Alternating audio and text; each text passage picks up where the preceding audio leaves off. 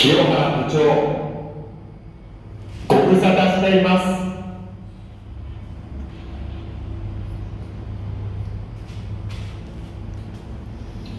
松井君、お帰りなさい。お帰りなさい。よく無事に帰ってこられたね。はい。頑張ってまね。た日本に戻って、日本に戻部長ってのもとで働けることになって嬉しいです。嬉しい。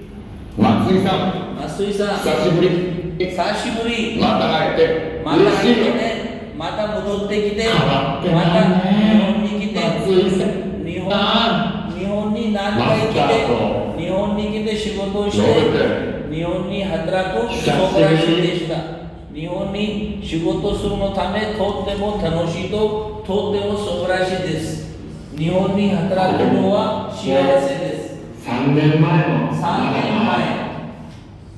さあ、座って。座ってください。